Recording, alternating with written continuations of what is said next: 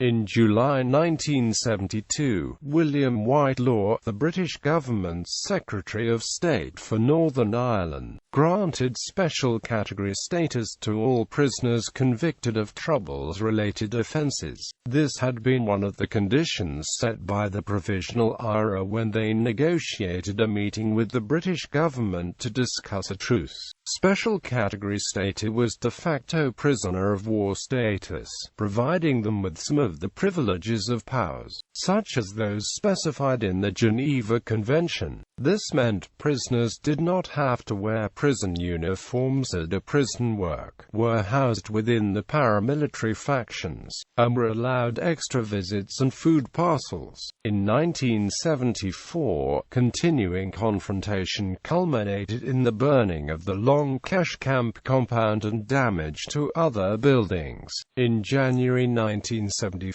the Gardner Committee, which looked at how the British government should deal with terrorism and subversion in Northern Ireland in the context of civil liberties and human rights, recommended the ending of SCS.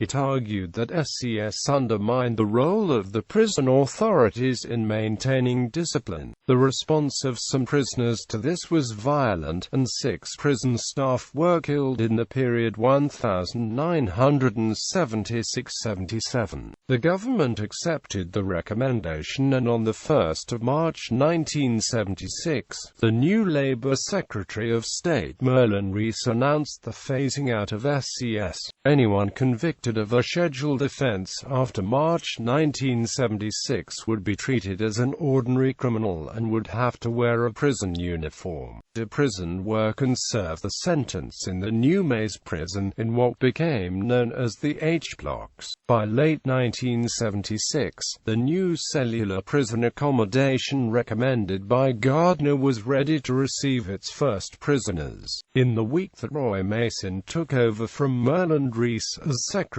of State, the first prisoner sentenced under the new policy, Kieran Nugent, arrived at the Maze prison and was ordered to wear a prison uniform. Nugent refused the uniform, saying he was not a criminal but a political prisoner. He was locked in his cell, where he wrapped himself in the blanket that was on the bed rather than remain naked. This was the same action taken by older prisoners in the South in the 1940s. The blanket protest began and soon other prisoners followed his example. By 1978, nearly 300 Irish Republican prisoners were refusing to wear prison uniforms. The protest culminated in the 1981 hunger strike when 10 Republican prisoners starved themselves to death. The privileges were gradually phased back in afterwards.